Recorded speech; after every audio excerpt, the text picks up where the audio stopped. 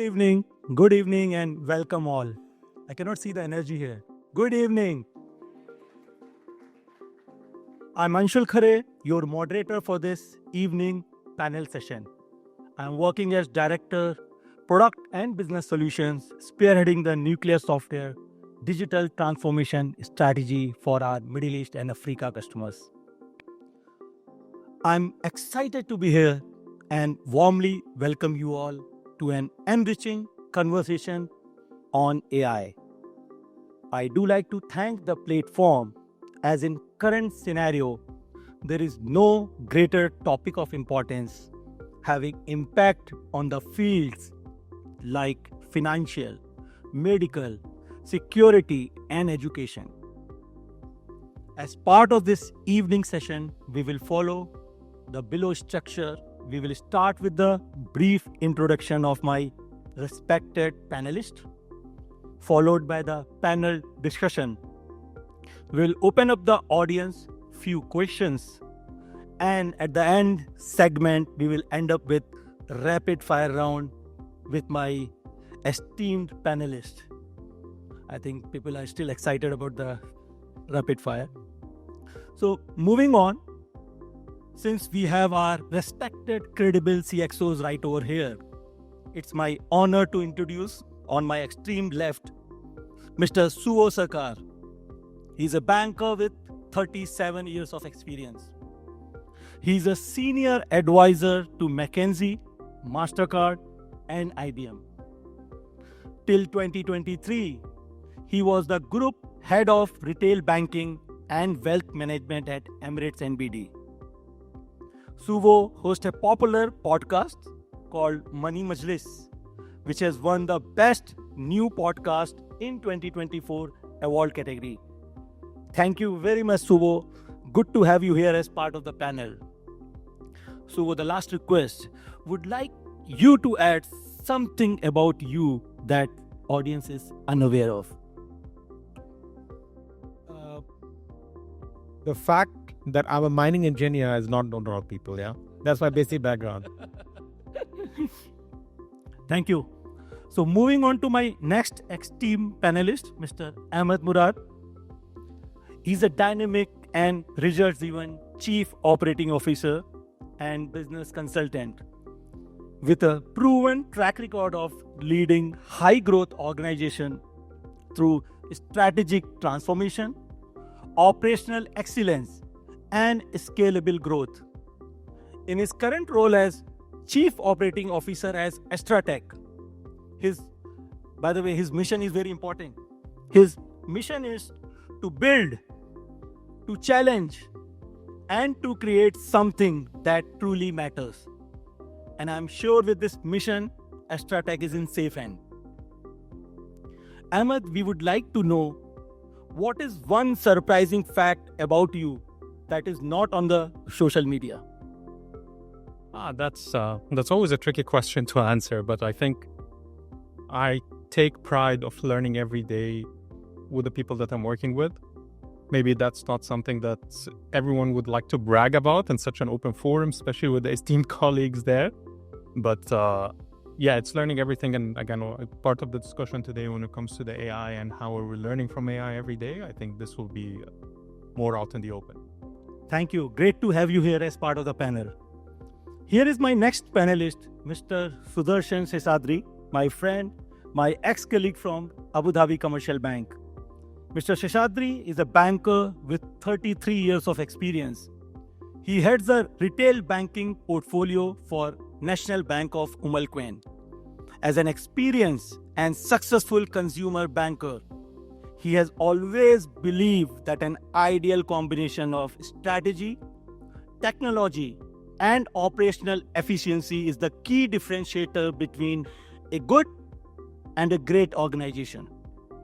He is a distinguished Toastmaster. Sudarshan, great to have you on board with us here. And Sudarshan, I really would like you to share any hidden talent or fun fact that you have never shared on the stage before. See, in this day of AI, there's nothing that is hidden. As we heard from Mr. Jamal Saleh saying, everything about everyone is there for others to discover. So I wouldn't say there is anything that people don't know, but the only thing, like Murad said, every day there is something new that I like to learn. Every day there is something new that I like to practice. So that's pretty much what defines me. Thank you. Thanks, Sudarshan. Now on my left, Mr. Shoaib Rizvi has got 20 plus years of experience in the banks in delivering highly complex, large scale and strategic technology programs. In his current role as Senior Vice President, Group Head of Digital Products at Emirates NBD, he is responsible for leading the strategy and delivery of all customer-facing and assisted digital products. Soeb is a passionate advocate for agile values and principles. Soeb, great to have you as part of the panel. As custom continues, we would really like you to share something about yourself that the audience might not know. Thank you, Anshul. And first of all, it's a pleasure to be here in the esteemed company of our guests and especially the panelists, and seeing Suvo on the stage also. It's a matter of honor to be sitting here. While I manage technology for a bank, but I think very few people know in my real life, I'm very far away from technology. I try to remain myself distant from technology. I can bet probably that I have the oldest mobile phone here in this room. If somebody wants to have a bet, please do that. I think he'll do it. I think he'll do it. And I think this is 2020 model. If somebody is having older than that, please let me know. 18 model.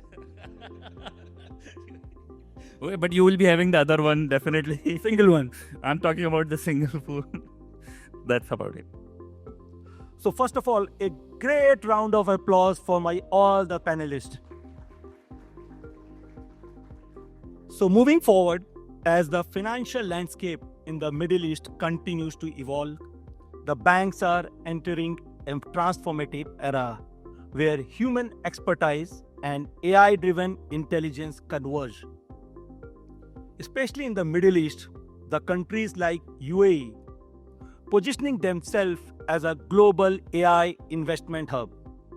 In 2017, the UAE launched its program, the National Strategy for Artificial Intelligence 2031, aiming to enhance government performances, foster AI investment across various sectors. Not only inside UAE, the UAE has actively sought international partnership to enhance its capabilities. Now we may ponder why the countries and the financial institutes are looking for AI. You will be interested. I think so many numbers have been thrown. $1 trillion savings is expected in the global banking industry through AI by 2030. $170 billion USD profit boost through AI adoption is expected over the next 5 years. These numbers speak for themselves. To take this discussion forward, which aims to explore how the Middle East banks are preparing to leverage this synergy between human insight and AI for a competitive advantage, driving innovation, operational efficiency, and sustainable growth. I would like Suvo. What's your view? What does the Human AI Alliance mean to you? And most important, why it is important now more than ever before? To me, the Human AI Alliance is a synergistic partnership, I would say, between repetitive tasks, which are intensive in terms of data done by AI, as well as critical thinking and ethical judgment from the human beings. I think that combination is what I would say is a human AI combination.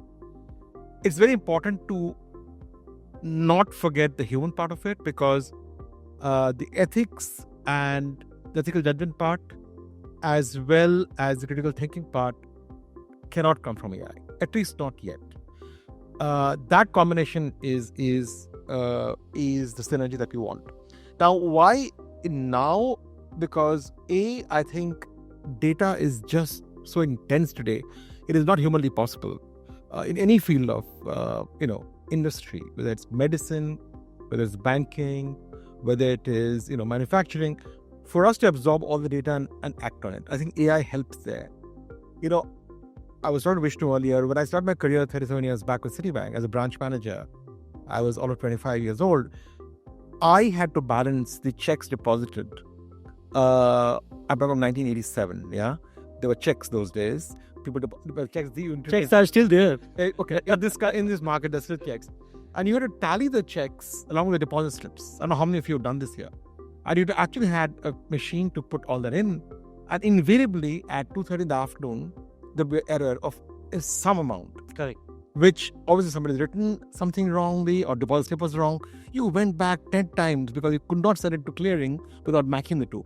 What a waste of time in today's day and age, right? Now, that is where a repetitive task can be replaced with AI so usefully, and use that time for doing something else. So the reason for doing it now, your question is why now, I think is because explosion of data, the customer expectations in terms of service, all of that have come together to demand the use of, call it AI, call it advanced analytics, a set of tools that help us become better human beings. I think that's what. Yeah. I think perfect. So I think to take that explanation further, Ahmed, your views on what does an ideal human AI alliance look like in a financial industry or community? Yeah. So our view, I'll take it first of all conceptually, it's definitely an enabler. AI is an enabler. It's not. I think right now people sometimes get stuck in being worried about what AI might do versus really educate ourselves on what AI can enable us to do and basically help us do at the moment, and basically how can we materialize on it. And I think when I look at Astratech and the way that we are utilizing AI in order to be able to provide embedded finance across the full journeys of the financial products that we're doing, or even lending, and that serves as a mega enabler for us to serve the underbanked population, that they don't have any credit history. How can we, through the AI models, and as you rightly mentioned, AA or AI or whatever, what we like to name it, of building the habit, understanding the behavioral score, building risk assessment of individuals that are, as we all know, 50%, close to 50% of the MENA region are underbanked. So they don't have a credit history. How can we basically, one, provide them with a seamless experience, risk assess them, being able to serve them at the seamless possible manner, while we're actually still be truthful to the cause and be truthful to the regulator and abiding with all the regulations and the right frameworks. So the simple answer is an enabler. The long answer is what I've been boring you for the last few seconds. Thank you. Thanks, Ahmed, for your perspective. Sudarshan, since I think both the panelists, they mentioned that human AI, they go in tandem, hand in hand. My question to you is, how do you balance human intuition and automated algorithm, especially when making financial decisions? This is a conundrum. This faces most organizations most times. AI, as Shuo mentioned, is something that will work for you, making sure your repetitive tasks and repetitive analysis is done faster. However, to interpret what AI does and communicate, you still need a human interface at this point in time. Maybe as things evolve, even that will diminish over a period of time. However, a financial decision for a customer, especially an individual customer, is largely an emotional decision, is what I truly believe. And the moment emotions are in play, it is human interface which will help connect, communicate, and clarify. AI can enable it, AI can help visualize, but AI cannot replace what two individuals can connect with and understand each other with. And that is why it is imperative that there is that human interface that exists. Even when we get to a point where AI does 98% of the things, the last 2% will still have a human interface, because ultimately the consumer is a human. So who is at par from your perspective? Who is at par? Who is leading? Is it AI or human? at this point in time, it is humans. However, I see that AI will take the lead in enabling humans to arrive at the most optimal decision. Okay, thank you. So, Soeb, a very interesting, based on your experience, can you share a real world example where human AI alliances has led to innovative and impactful results based on your experience? Sure. And I would like to add a little bit different spin to the same, with your permission, that look, AI, when we talk about AI, we should also clarify which AI we are talking about, right? Because AI has been there, with us humans, aiding us for a long time, and we all in some form and shape were using AI, but it was never an existential threat to us, right? So machine learning, everybody has, I think all of you in your even student days would have heard the word of machine learning. You would have seen the usage of it, and machine learning is also AI. There are rule-based algorithms and systems that exist. They are also AI. So AI has many forms and shapes, right? But now the AI that we in general talk about, we are talking about generative AI. And what's the difference between generative AI and other forms of AI was that generative AI has given AI the face, the voice, the shape, which never existed, right? So the form and shape that you see generative AI today is in the form of chat GPT and other, right? So when AI start behaving like human, that's where this conundrum and this challenge comes, that this now is it an existential threat to human race or human being? Is it going to take our job? Is it going to replace human being in decisions or not, right? And for this type of AI, it's important to understand that there are many challenges that exist today, which AI or AI models or generative AI models have not overcome, right? That's why the best and the most prescribed way to use AI is human in the loop. So any solution that you are deciding, it's human in the loop. Yet, it is also true that in many places, AI has successfully already replaced human beings. And those are the things that probably Sue also mentioned, the things that were there which were repetitive tasks, the things that were there which were very simple things to do, but just human beings were doing because there was no better utility. And there AI has successfully replaced it. In fact, you don't need a human being to do translation, to generate content, to generate idioms, to do algorithmic matching between two systems. You don't need that, right? So you ask the successful or impactful use of AI, right? There have been many impactful and successful use cases across, right?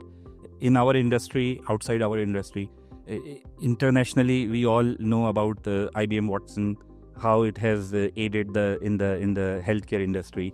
The impact of this has been tremendous. How it has aided doctors in early detection of cancer, and how successful doctors have been able to predict that by being human in the loop, right? So AI is suggesting and doctors are assessing and then prescribing.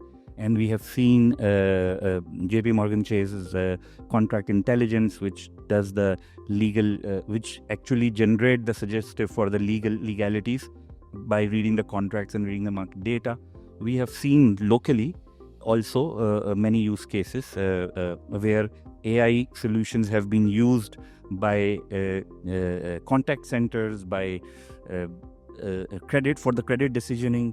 But again, all of those are successful when there has been a human in the loop, and the solutions are centered around that, where the AI model is prescribing and a human being then is taking and deciding on the basis of that. It's just that the human being is now aided with additional help and tools and content which he would not have thought about before.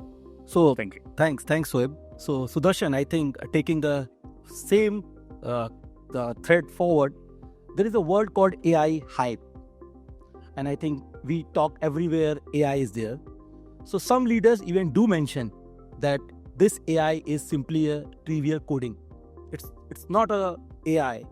So your views on unsupervised deep learning that hold far greater promises for increasingly human-like capabilities. You've used multiple words in this sentence. Unsupervised deep learning is what you're asking about. Otherwise it's a simple trivial coding. I think everybody says AI, but actually it's not an AI. See, as Shoaib mentioned, AI has many variants. The variants that we are now talking about is generative AI, which relies on deep learning. And most of it is unaided learning, not unsupervised. It is unaided because the system learns. And as the system learns, it finesses itself to deliver the output which is most optimal. This is something which will continue. This is not something we can wish away for. However, what matters is what are the checks and measures that we put around this, which is where regulatory bodies play a very critical role, which is where markets itself regulate themselves in a structured manner. Economies come into play. Those are the boundary conditions which will apply, within which this will learn, which will evolve. It will at point in time mimic human capabilities, but will not 100% replace human capabilities in the immediate future. It will happen, but it will take a little more time than what we are thinking of. But it is the end game of it. Okay. And that's what is my thought. So I think you touched upon a very important topic. In the entire ecosystem, there are various players. And I think my question to Suvo, what role should government and regulators play in shaping the human AI alliances? See, I think there are probably three different roles or expectations one would have from the regulator or from the government or from any body regulating and looking at this. One is, I think, data privacy. I think very important in today's world, especially with embedded finance coming in, that our data, the consumer's data, is protected to the level the consumer wants. If I want to give my data to a hospital to get better treatment, that's my choice. But if I don't want to give it, that should also be my choice, right? Nobody should have access to my data without my knowing what's going out. So I think first is transparency in terms of data privacy. The second, I would say, is with so many models coming in, especially for credit decisioning, and there are multiple banks in this market who are using AI-driven models now for consumer credit. It's important that the banks are able to explain the model and there is transparency in terms of what kind of algorithm that goes in. It cannot be a black box. So explainability is important, in terms of how to deconstruct the model to explain to the regulator what is going on inside. Because there could be biases that come in, which you need to avoid. That's the second expectation. And the third and final one, I think, is consumer protection. I think it's important that at the end of the day, whatever AI we use, the consumer should be protected in terms of their rights and the obligations of the banks. I would say those three are, to me, the three most important elements that a regulator should look at. Thank you. So, Ahmed, I think we talked a lot about AI. So, do you think that role of AI in your organization in unlocking new revenue stream, especially through data-driven strategies? So, any thought on that area? So, 100%. Right now, we're trying to really deploy embedded finance across Bolton. So basically, just in order to give a bit of a brief about Astratech to the wider audience, in case people are not super familiar with it, we are the holding company that basically manages Bolton, Quantex, our lending arm, and then PayBuy, which is our payment solutions. So with the huge access of information and data that we do when it comes to our daily interaction, that is where we can easily build a better understanding of our users. And with the better understanding, you'll be able to understand what are the exact requirements that they have. Hence, it enables us and empowers us to design, develop, and basically present to them the right product at the right time. So that's the embedded finances to the best possible solution, to the best possible format. So does it serve as an enabler? Consumer insight generation, identification of the right product to develop, how to communicate it and when to communicate it. So it's the right when and how. But do we take it a bit beyond that? Yes, because it's not just from a revenue driver, but also how can we optimize on the cost? How can we optimize on the CAC? And how can we optimize on again, all of the routine settlement and all of that. So we're bucketing it across 3 different buckets: revenue generation, and basically product development and enhancement. And the last is basically the internal modules that will help us save costs on the longer run. Well said. Thank you. So this is my last question before we get into the rapid fire. So Suvo, what is the biggest mindset shift we need to embrace to truly work with AI, not against it? I think we touched upon this topic, but I think I really wanted to know the biggest mindset. I think with AI, I think the biggest shift we need is it's not going to be done and dusted for a long, long time. I think two of the panelists mentioned this. It's a process of continuous learning. We're all learning from AI, and the biggest mind shift is nobody can say we've mastered it for a very long time to come. So I think we have to have a mindset of learning continuously and keep redefining it, keep honing it, so that it serves all our purposes. Thank you. Sudarshan, how do you see the relationship between humans and AI, not today, evolving in the next 5 to 10 years?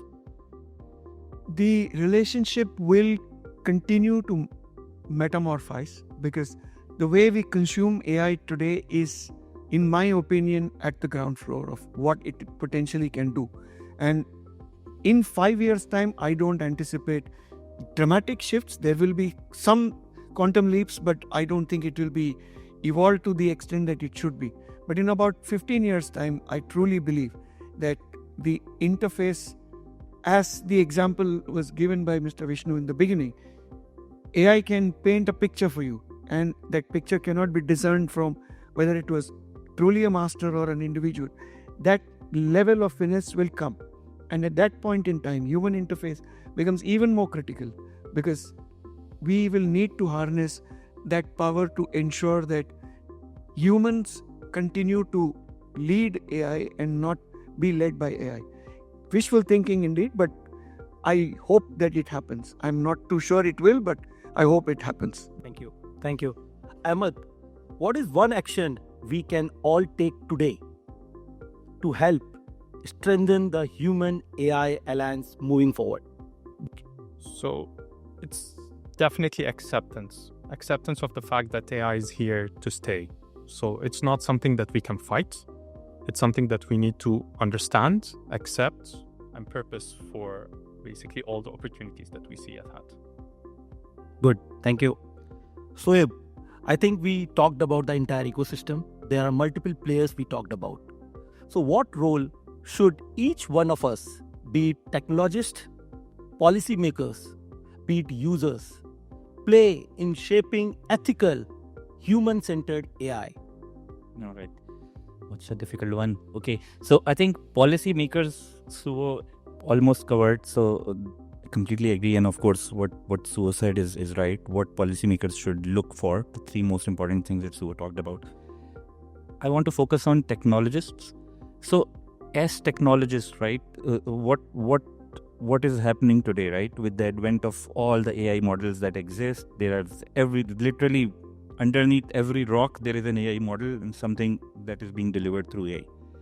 I think we have to be very careful because this responsibility lies on us to make sure, first of all, because remember, AI system is as good as the data you feed it, right?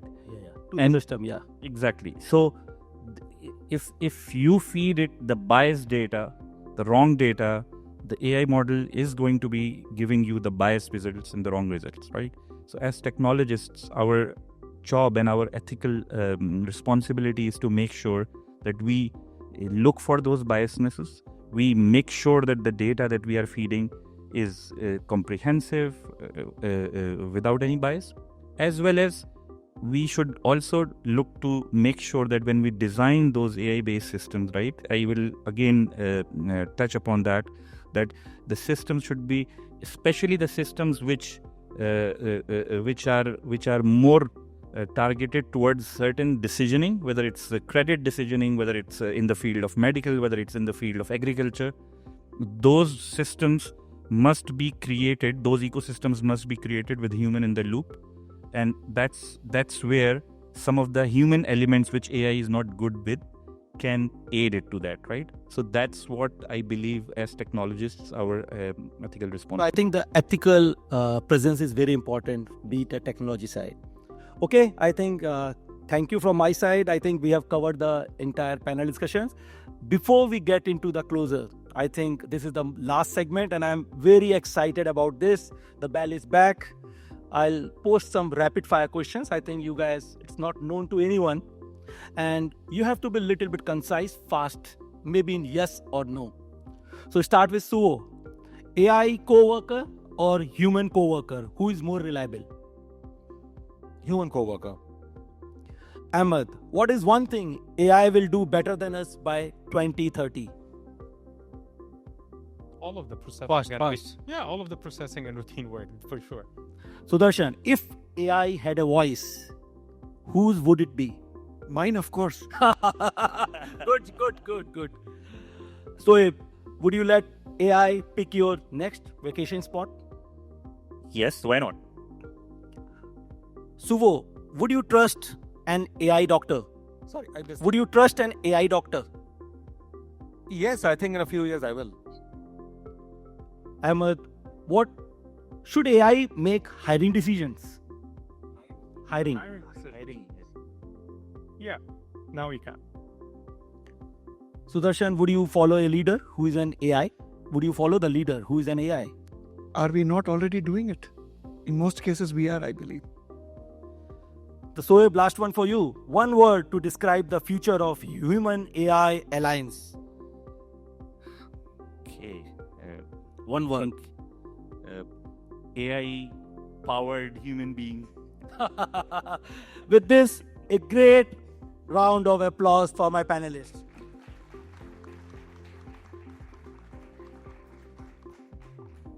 As we close this important conversation on the Human AI Alliance, one truth stands clear. The future is not about human versus AI, it is about humans with AI.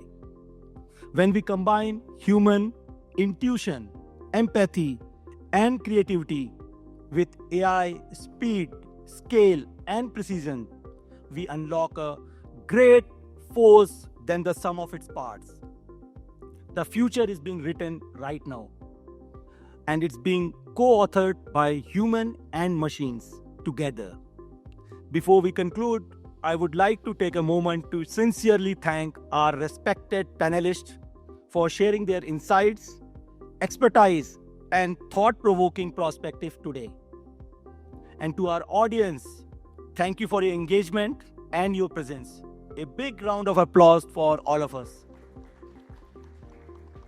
Thank you.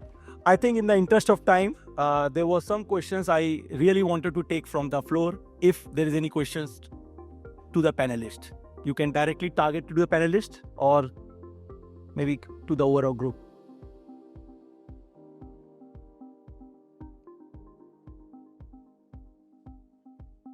I think we covered. Yeah, I think we covered all. But I have a question. So let me ask the. I have lots of questions. In the interest of time, I had to discard some of the questions. So the questions to all of the panelists. Can you share a moment where human oversight overruled an AI recommendations and it turned out to be the right call? Starting from Suo. Can I repeat? Yeah, but human recommendation. Human oversight overruled an AI recommendation and proved to be correct one. Happens I do all my holiday planning on AI right these days, Perplexity and ChatGPT.